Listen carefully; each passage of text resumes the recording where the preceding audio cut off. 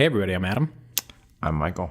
And today we're going to talk about books because we're born in Ohio.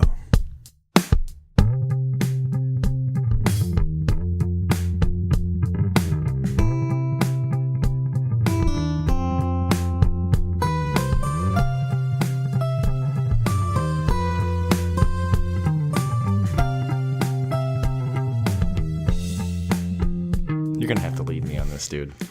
I told you I'll talk about mine too. What? We'll just let it flow. It'll be natural. All right, let's let it flow. So today I thought it'd be kind of fun to talk about the fact that both Michael and I have participated in self-publishing books before. Mike's more a real book, and mine basically a dirty picture book. It's awesome, though. It is really, really awesome. I appreciate that. And the name alone, Zombie Sutra. I mean, yeah, I guess so. I guess we give our elevator pitch to what our books are, and then we can kind of talk to each other about like process. All right. How about you go first on Sure. that one then? So my cousin and I got to we were kind of talking on an instant messenger or whatever. And I was talking about tattoos, and we had also been talking about True Blood because that's when True Blood was popular at the time. And I think it's right when like True Blood and Walking Dead were happening at the same time. I didn't know the True Blood part. Oh, yeah. But it makes complete sense now. Because True Blood's like nothing but like vampires and fucking. Yeah. And then The Walking Dead, and I changed up topics when I was talking about getting a tattoo, and he's like, "What are you gonna get? Like a bunch of vampires and zombies fucking each other?" And I was like, well, there would definitely be a moaner and then some biting would be really kinky. And then just randomly, I think he was the one who was like, yeah, kind of like a Zombie Sutra. And I was like, whoa, wait a minute. That's a good, that clicks. That sounds sexy. And I was like, I think there's something to that. That could be entertaining. And I searched Zombie Sutra, and I didn't find any other like weird zombie Kama Sutra books, although eventually in my while we were making it I found something, but it was really stupid. So I was like, let's fucking do this. So the whole idea is just basically a zombie version of the Kama Sutra and coming up with ridiculous names that could be callbacks to horror films or just the ridiculous thing that a zombie could do as a position versus a human. It reminds me a lot of Night of the Living Dead Part 3. Which I have not seen. You should see it only because the style, and which you've not, so which I think I pretty much knew you've never seen this film, but the style is very 80s-ish. Okay. And the color palette they use for what they're wearing and everything, and there's a lot of sex, and there's some zombie titties and all kinds of shit. I'm like, this looks like, which it fits beautifully. I loved it. Yeah. So you've made millions. Yeah. We had it self-published for a little while, a year. You only did a year? It was about a year. And since there ended up being force involved, and I'll talk about that later if we talk about kind of process. Yeah. So I had to make an LLC, and after business taxes and whatnot, we weren't making money. We were just spending more to be a business than making money from our book. So we pulled it, and we still have hopes to try to shop it out to publishers, but none of us have really given that a lot of thought yet. Has anybody, is there still a way of because obviously I own it, but is it possible for people to still get it? No, not in its entirety. They can see a couple sample pages. The website still exists at zombiesutra.com.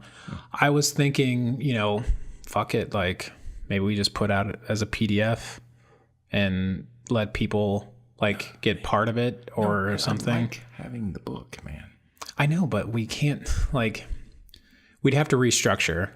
Somebody just self-publishes and that person has to pay out to the other group. And that could get messy. I don't know. Probably not, because the people involved are good people. But Just Nothing to steal me. it and Just, put I'm it not like stealing put it up it. there like I did, and if people buy I it. could not steal it. Like, I'm one of the brain children of like creating it, but the art is not mine. That's Darren's, and he did a fantastic fucking job. Never heard of him. Move on. Yeah, me and my cousin will just take it. We'll steal it. Yeah. We didn't write any of the words. We didn't draw the pictures. I colored them. I was the color guy on it, and then Johnny put the layout of the book together, and him and I had both come up with all of the fucking names of the positions, Which are amazing.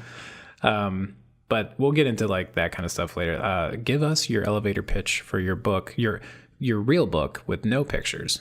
Well, I wasn't pitching anybody.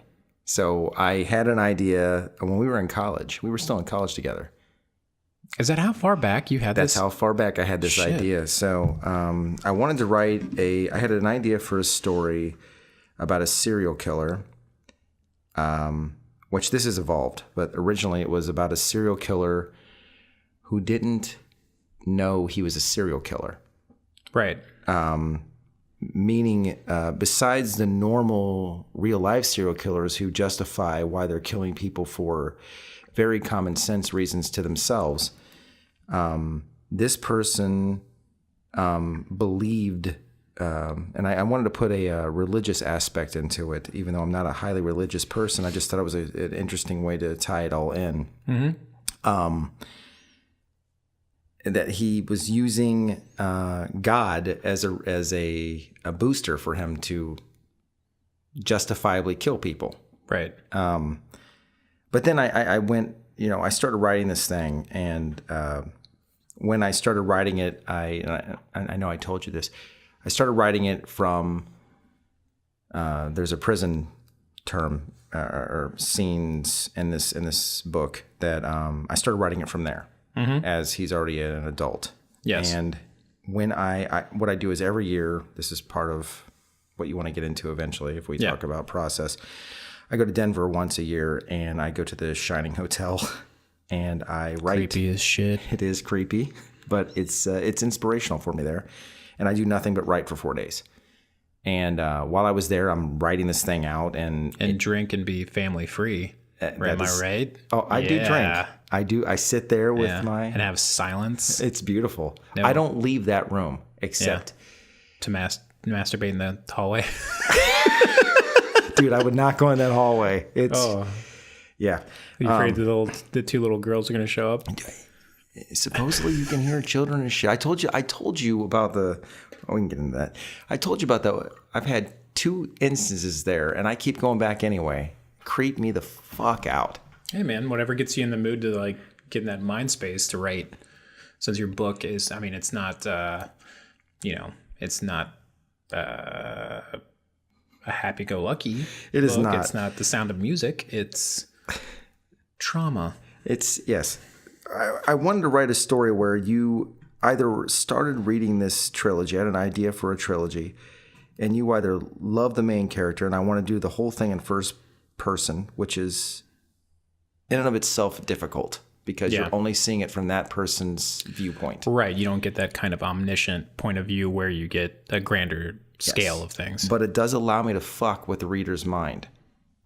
Yeah, because since you're only getting that perspective. How, like, off to one side of how, construed is it here or there, what's really accurate. So I spent 2.5 years of researching this story, which Adam's read it, but I have. It's good. Buy it on Amazon.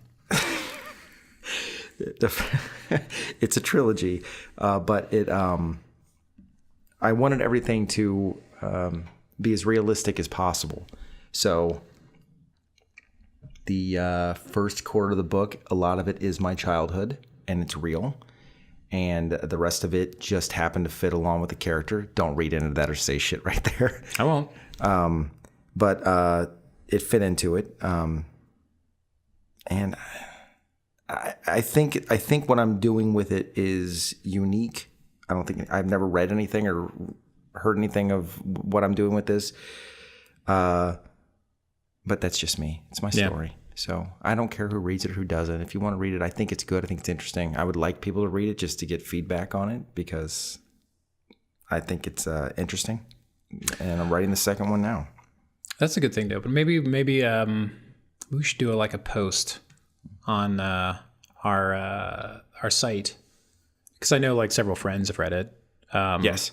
Have a place where people could drop feedback or their thoughts on it. Of course, they could just buy it and review it on Amazon, because that would help your stats, I'm sure. That would help the stats on Amazon. Yeah, that would be right? awesome. Yeah. You could do it both places, because it would help our stats on our website as well.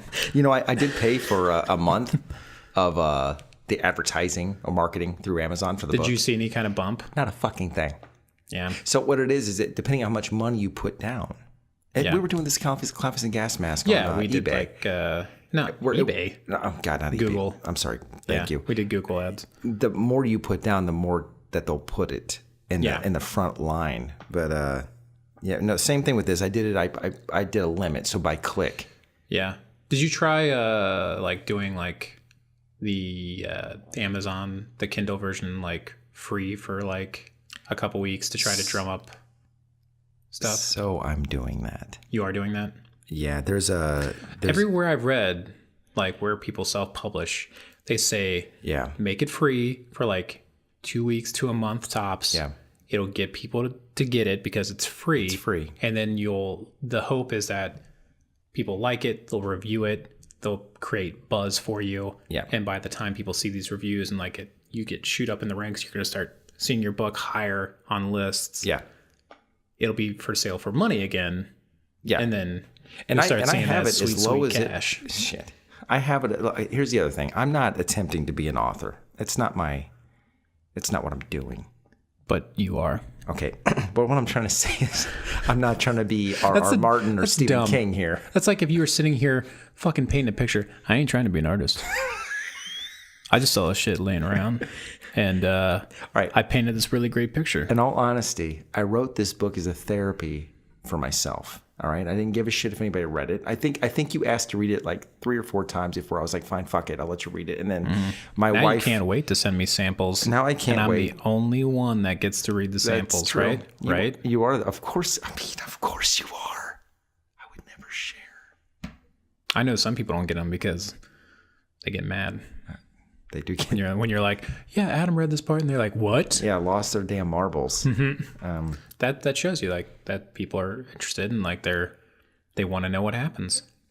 Yeah. Yes. No. Yes. I agree. That feels good. Sure. But I didn't ever set this out to make money. My wife made me put the fucking thing. Well, it's like anything we fucking do. Me and you, we're very into storytelling. Yes. And creating a product for essentially us. We just do it because we like doing it. Yeah, we like to do it. And we like to. That's our web series we talked about. Give a shit if anybody watched it. We just had a lot of fucking fun doing it. Yeah. And I discovered that I liked writing scripts. Yes, you do. And they're watching you act. and being behind a mask, so I won't ruin any scenes. You act like I've got you in my own projects all through college together. I know.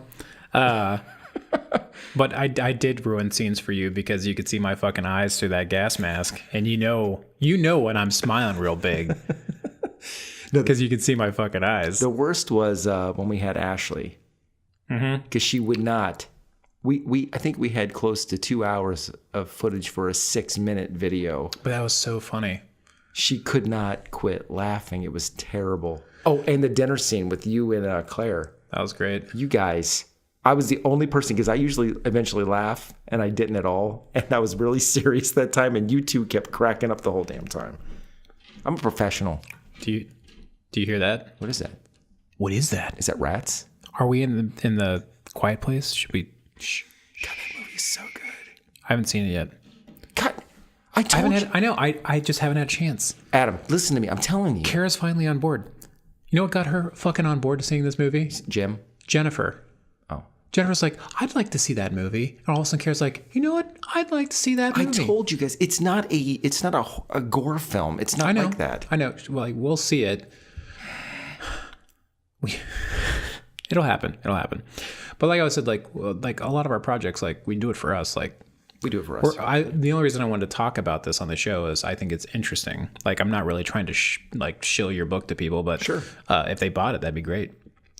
Because I like it and I will always be your hype man. Because you love me and I love you. It's so true. Like this podcast, like I said, we probably get on average 25 listens an episode right now. And I know we just started, but like that's more than I ever expected. Shit, no, I thought it'd be like 3 people. 2 of them, you and me. And like, yeah, and maybe like Kyle, just because he's like, yeah, I got to drive home. I'm sitting in traffic. yeah. And I know he's a podcast listener anyway. Yeah. But yeah, like even like with the Zombie Sutra with me and my cousin and the other 2 people, like at least I can't really speak for Darren or Barbara, but me and Johnny were like, it just feels cool to hold this thing that we made and like it was published, like, you know, like, Sure. Which I mean, in the grand scheme, it's just like it's printed paper. Like we could have done this ourselves and like had a thing, but like the fact that it came from Amazon and it was a fucking product and we made it, like that was good enough for us. Like we were like, that's fucking awesome. Like I'm gonna have that on my bookshelf. Yeah. It has the fucking ISBN number on the back with the little fucking scanner bar. It's like it's a fucking real thing. It's a real thing. Like it's that in and of itself was an accomplishment. I go over to some of the people's homes that have it, and it's weird for me, but it's also humbling that you know anybody got it. So sure. I wish that they offered like hardback versions for the self-publishing on Amazon, but I know they don't. Yeah, they don't. Because I would have got that in hardback. I prefer hardback. I prefer hardback myself. I do. It wouldn't give. That's not like a snobby thing. The books stand up better on a fucking shelf if they have a fucking hardback. No, that's exactly right. It looks nicer. Yeah. Yeah, I agree. I don't know, man. So yeah, no, my my process is to go to Denver once a year, and I go to cabins during the rest of the year. I just went to a cabin this last weekend. Again, I do a shit ton of research the whole time. We missed a week on the podcast because Mike was out on one of his he was selfishly writing journeys. It is a journey. It's not selfish. It was selfish that you didn't tell me until like I thought I told you. Like 3 days before you were leaving. I really did think I told you. And then I couldn't do it 2 of the days. No, one of the days. We were going to run a late episode, but who cares? Yeah. It's fine. We're allowed to miss every now and again. Yeah, man.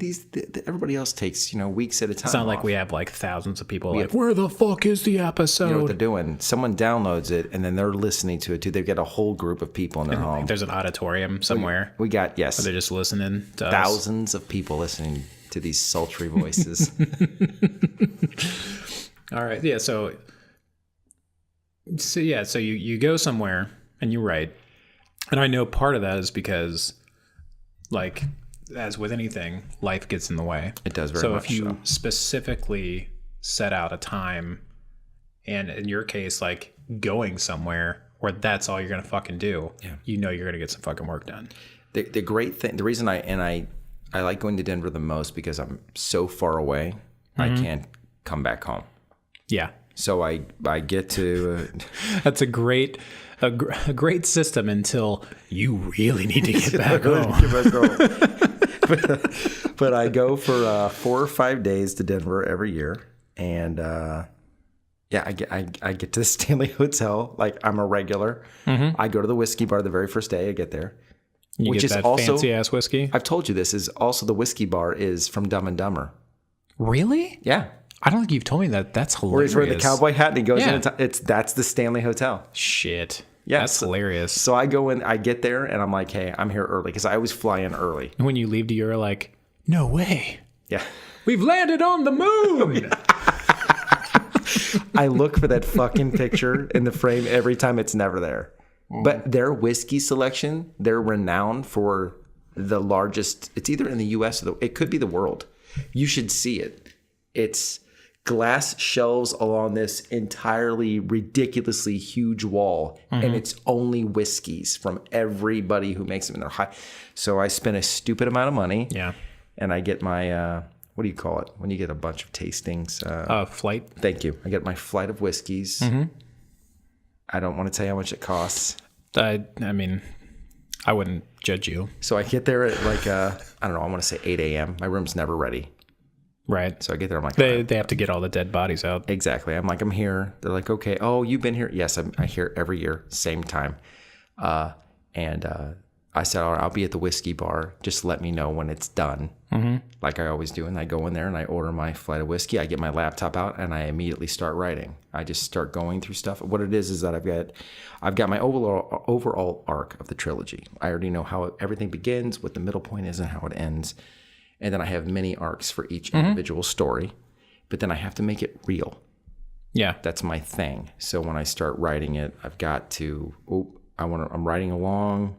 Wait a minute. And I want to research, how do I make this real if it doesn't sound real? Right. Yeah. I think it's a good way to go about it. Like you just like this, you have your idea and you're like, fucking just spit it out.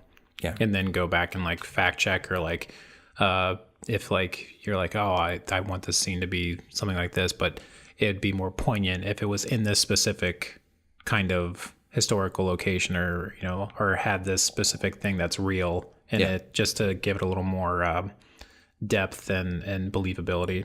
Yeah, I think that's good. Just get your fucking idea out and then go back and... That's exactly right. Yeah. So I go through and I outline, and then what really helped me is the first time I went to Denver years ago when I was doing my first book is I had an overall outline that I did on a Word document. Yeah.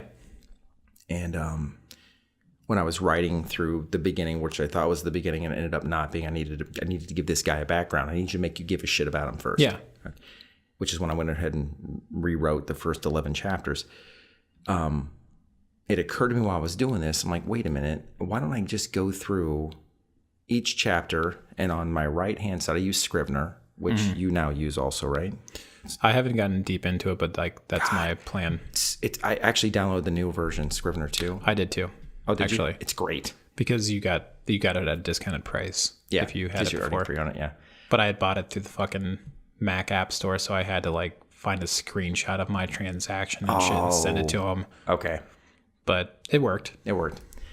But I go through and I go chapter by chapter, and I'll say, I do a little synopsis for each one. And I literally keep that on my right. I do all my character sketches for everybody I have. What's their backgrounds? I do a lot of prep. So I've got everybody set. And then as I'm writing, I'll start saying about somebody, and I go, wait a minute. Does that make sense? How do I write this person's character? Because I'm writing them this way, and did they have a childhood issue? And I'll go back and look at the character sketch, or I'll look to my right in that Scrivener area where I've got my notes of what I'm trying to hit for that chapter, and I just pop it all the way through. Now, have you ever like been? I had a weird little whiskey gurgle happen in my throat. Did you hear that? Sexy, actually. It sounded like you were cum gurgling. Oh God! Sorry, I was gonna say it sounded like a baby dragon. Sorry. Which would have been a lot cuter. Cuter than cum gurgling. Go on. You're disgusting. I don't know. It depends on your outlook. God damn it. I was going to say, like, have you ever been in a moment where you found something you were writing about this character and you're like, oh, do they have this? And you go to like reference your sheet and you end up adapting the character to fit the scenario you want and add something to their backstory at that point? Or do you try to stick heavily to kind of the character you mapped out in the first place? So I've got, it's like the first book. There are 4 main characters. Okay. Whether you realize it or not. And the second book, and I'm answering a question. The second book I have 5 main characters. Okay. Actually, I'm sorry. There's really 7, but you won't know that until the third. Yes. So in a way, I should say. So I've mapped out heavily. If I ever showed you, it would ruin the story for you, which I would never show you. I don't want that. But if you no spoilers. If you looked at my character sheet for like specific characters, even Pastor Greer, for example, there was heavy documentation for every little aspect of his entire character. Yep. I don't change that. And it's because I know where this ends and I need this to hold to make that ending work. Okay. The people that are kind of middle characters, I'll play with, like you're saying. And Gotcha. I will, to make it work, I'll play with it because I want it to be. So your main characters, you have like a Rosetta Stone that's immovable and unchangeable that guides you. Yeah, for where you need to go with that character. There are essentially right now there are 4 characters that are completely unchangeable. Everyone else I can tweak as I go along. Yeah, right on. This makes me very uncomfortable. You shouldn't be uncomfortable to talk about your stuff. It's like critique back in college. But you get so jaded by the 20th time. You just stand up and just hit me with a fucking bat. Just tell me it's shit. Just tell me it's shit. Don't beat around the bush. This is I'll tell you it's shit. Is that what you want? Is that what you? I just want to sleep. I just want to sleep. Oh my god, we would be up there, all of us, Kyle, you, me, Weston, any of us, Kevin, and just be like, "Were you barely standing?" You're barely standing. Do you remember? It was our Friday class. I can't remember what that was called. With Zender? Maybe. All right. It was past Zender when we had it with other people. It might have been a dream. Mike? Oh, a dream? Okay. Maybe. Okay. Somebody took over like a Friday class at a certain point. Like, I don't know what year we were in.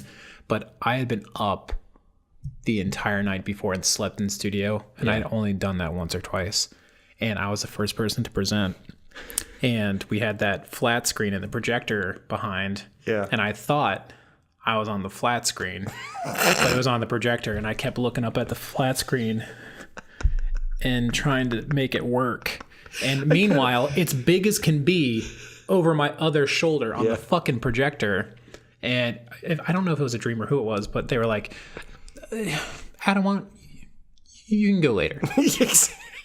And I didn't present them. They let me go and sit down and collect myself and like wake the fuck up. Yeah.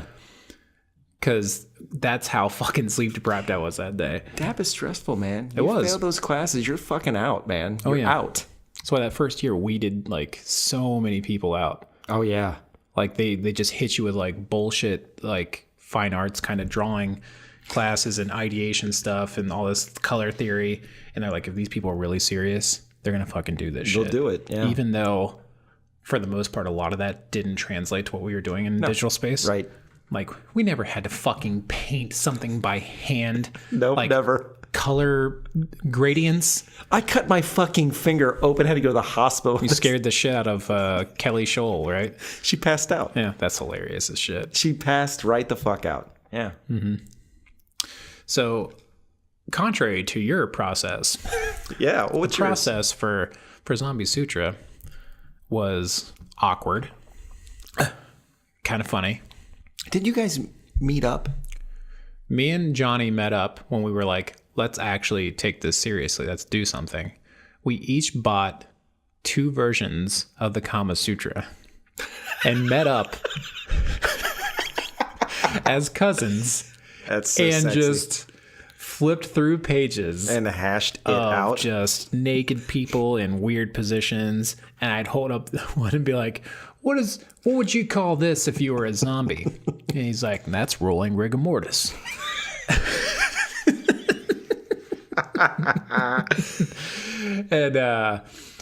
And we did like, we picked like, it's so weird. But like, luckily, because he's an artist as well, like you're used to being able to critique something somewhat professionally, even if it's like nudes or whatever, and not be like, ooh, there's boobies. But we picked out our favorite positions from a compositional like standpoint, or like how like a zombie version of this might be like cool. Yeah. And then we named them all. And we just spitballed names, like the cadaver cartwheel and all this stuff. I should have brought down a version of the book so I could like the names, reference it. The coloring you did. Downward Facing Death. That was one of my favorites. They're really funny, well thought out. Even if you say they're not well thought out, somebody just shot something out. It's intelligent humor. It really is. It's good. I mean, it's definitely fits more for like a 15-year-old boy would be like, this is hilarious. And that's fine. That's fine. But so like once him and I got so far, like I started trying to draw some of these things, but I really wanted a comic booky type style, and I don't have that. I'm more of a I can see it, I can draw it type person. I can recreate. Yeah. I don't have a specific style of my own per se. Which is why I like doing portraits a lot. I just look at somebody and I paint them. You and I have a similar style with video, though. Yes. So we've got that, but you don't have a style for your drawing? I don't. Like, I mean, the most you could say about my style for art isn't like I don't have a comic book style. I can't do that. I can see something. It'd be more about how I do it. Yeah. Like my colors are usually very vibrant and there's a lot of contrast. That's what you could say most about my style. Yeah. It's not subtle. Like it pulls your attention, which is why I like all of your shit. Yeah. But once I started trying, I was like, this isn't going to work. We need somebody who has a natural capability to do a comic booky style and like translate this to something more like that. Yeah. And Johnny knew somebody, his buddy Darren, and I had met him before too. And dude has so much natural talent. Like if you show him a style, he'd be like, okay. And then he can basically do a riff on that style without much effort. Like I think he's industrial design maybe. And and he can do graphic like that. Well, like the industrial design, like they draw all day. That's what they do. I feel it's more very mechanical. Yeah. He's just talented. Like that thing behind me. Yeah. He did that. Oh, he did that? Yeah. I didn't know that. Wow. Because people can't see this. It's my cousin Johnny for his bachelor party. One of the gifts to all the groomsmen was this custom piece of artwork where all of the guys are drawn and kind of almost like bobblehead style. And there's something about their personality that's drawn there. Like one of the guys had like a tooth knocked out, like when they were drunk one night. And for me, like I never understood why the fuck I'm drawn naked with a tie around my neck and an iPad covering my junk. Because you're hot as fuck. I'm just gonna. I guess Johnny was like, well, he likes Apple products. And Darren was like, let's make this motherfucker drunk and naked and covering his junk with an iPad.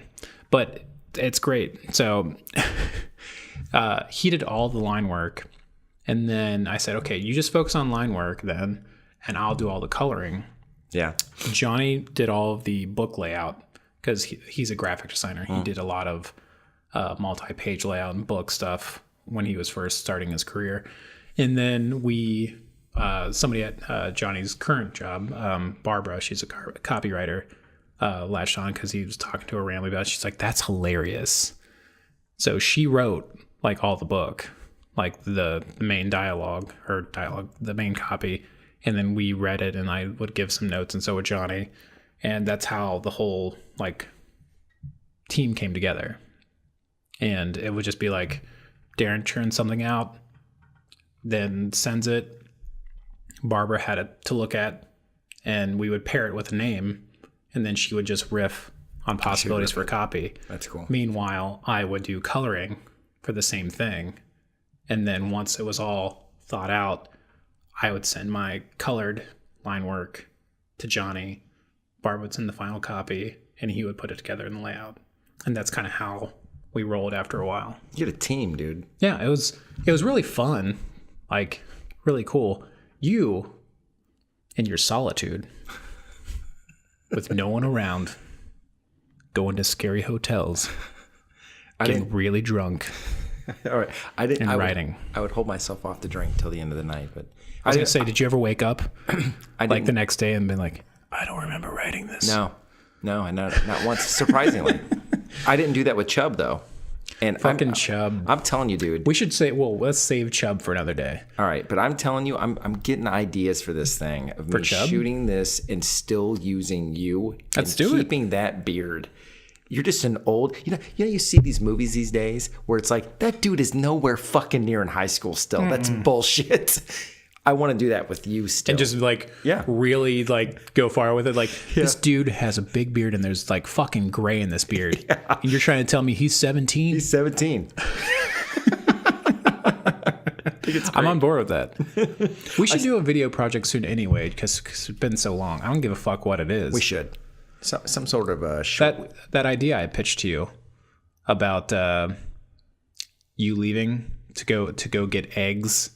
Oh yeah, that's hilarious. And you just come over to my house to get drunk. Yeah, let's do that. I think that would be fun. That would be fun. And that would be a pretty easy one. You know what we should also do? Go to another weekend away with Warrendorf for a Gilly rewrite. You know what? We should find that script and just fucking post it. I have it on our site. Yeah, I have it. I'm sure I have it too. We should. I thought that was not a bad idea. It's not a bad idea. It would have to be shot interestingly, which we could pull off. I mean, it's pretty derivative of like several of those type of horror films, but it was still fun, and we did it as a group and wrote it out in one weekend. It was a good time. But Chubb, what? By the way, yeah. Speaking of like weekends away, yeah, Vegas is cleared, baby. Is it really? Yeah, we're gonna fucking go to Vegas, baby. When do we have to go? I don't have a specific time. There's not a time. Okay, so I can start to get feels when I can go, and then let you know. And we can try to coordinate. Yeah. God, that'd be so awesome. Let's do that. Because that'll give me time to budget for it too. Oh yeah, I have to budget for it. Sure. Yeah, but game on, motherfucker. Dude, that's exciting. It makes me really happy. Yeah. We'll shoot Chubb there. On the fucking strip. Just like talking about it. Well, let's not ruin what Chubb is. Our friends know already anyway. Hey man, what's his nuts? I guess you could probably assume what Chubb is by the title. What's his nuts is manager gave me props. What's his name? Remember, I sent it off to what's his name? Tall guy, comic. He does the rapper. That's not really the rapper. He was in The fuck are you talking about? How are you not remembering this? I don't remember this at all. Okay, actor, comic. Yes. Really fucking tall. That's what is that? Have they been in anything? Married to the hot Australian chick from Wedding Crashers. I know who you're talking. I know that chick. Like he did. What has he been in? Wait, not Bogart. Bodat. BoJack Horseman. No. He does the Bubba Hotep. No, god damn it! He's the guy that makes it look like it's real and it's not real. Like he's a Amish guy or he's a Iranian guy and goes around and shoots the Borat.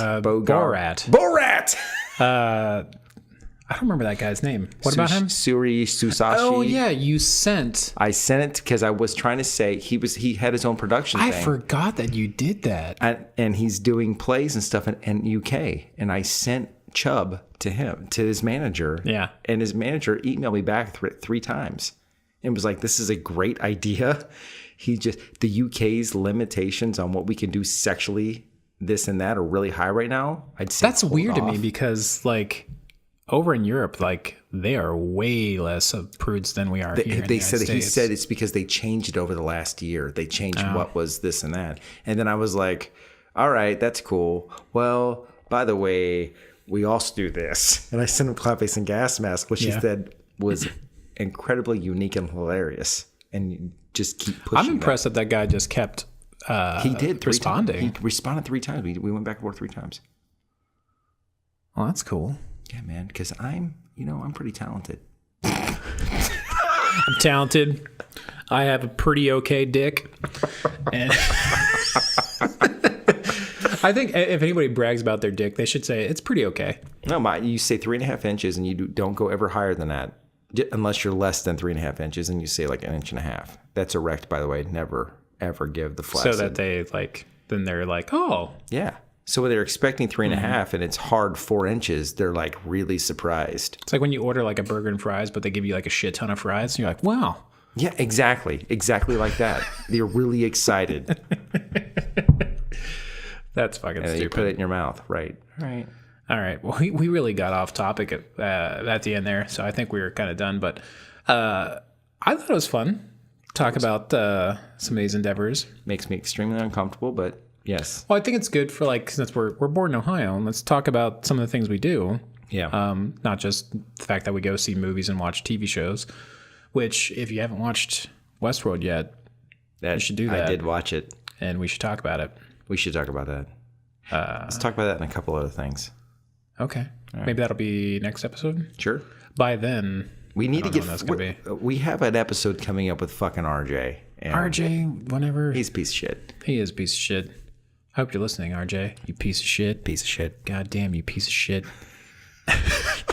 All right. Well, anyway, like, so we know that you just went off for a writing spell for a bit. You got anything else going on? I know you were still doing freelance. Is that still hot and heavy? Yeah, I've got. I'm hoping I don't get an email today, and if not, I'll write this whole week. If I do have, then I got to work all week long again.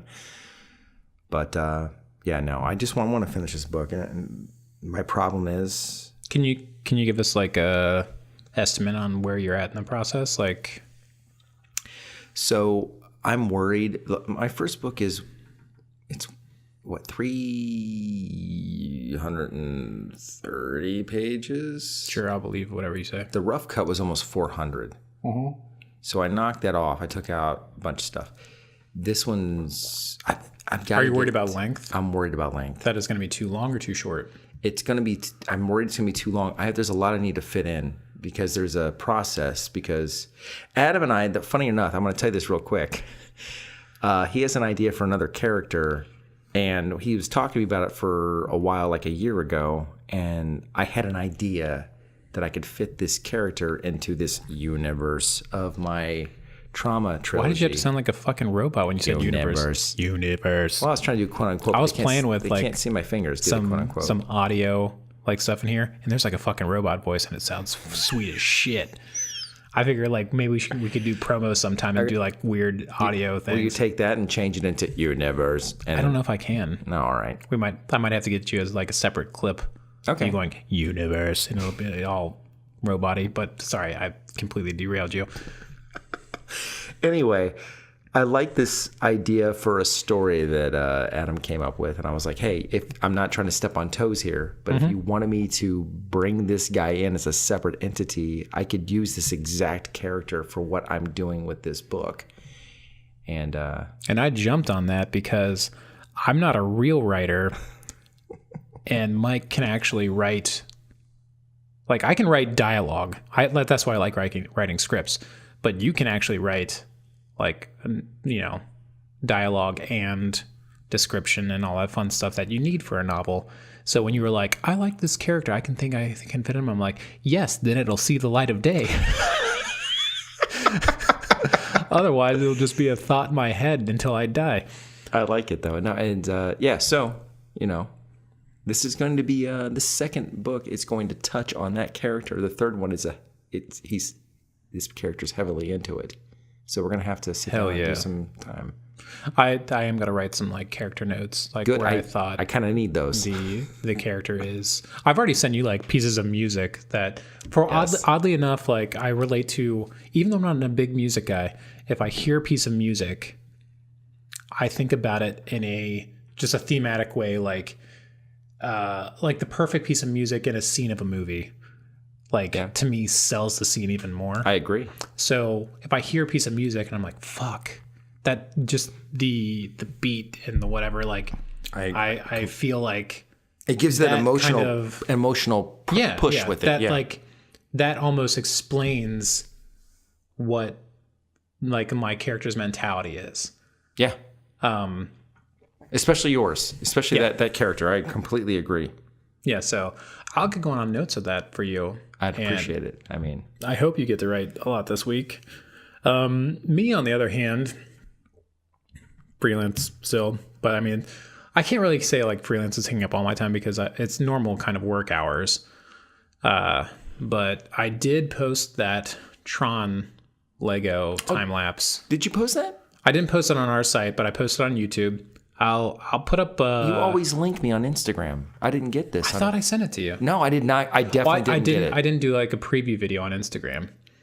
Oh shit! Well, yes, it's just on YouTube. Okay. I'm thinking about making my own Lego Instagram, just so it's why not? Like you get a ton specific. of this shit, and it's interesting. I gotta admit, I'm like the whole time I'm watching, I'm like, that thing looks cool at the end, but god damn, that man's got patience. I will make a post on our website though, and link to the channel and just like embed that video so people can see like the stupid shit that I do. And Kara pops up randomly at the end of this video because she's came a beautiful home woman while I was doing it, and she just comes and starts playing with the fucking shit while I'm building it. But it's great. Hopefully, I'm hoping to, because Kara, like, since we're talking about writing, Kara had come up with an idea for a children's book and wants me to illustrate it. And I, like, a long time ago, I had done some character ideation on the main character. Yeah. I want to get back to that because I know she's really interested in pursuing that. So hopefully that's something I'm going to start picking up again. You should. We're getting old. I'm going to die. Because you want to really read this children's book. Yeah. All right. So I told you I'm going to start pointing at you every time now when you have to close it. You did the Jim Carrey on that one with the whole. All right. Until next time, thank you for letting us once again penetrate your ears because we're Portland, Ohio.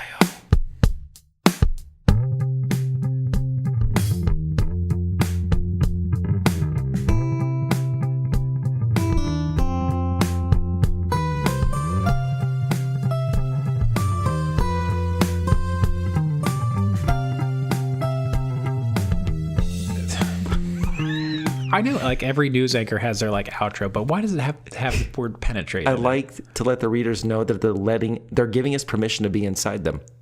God damn it! By clicking download, you've consented. You've consented to audio penetration. Oh, yeah, that's gonna be my next thing: audio penetration. All right.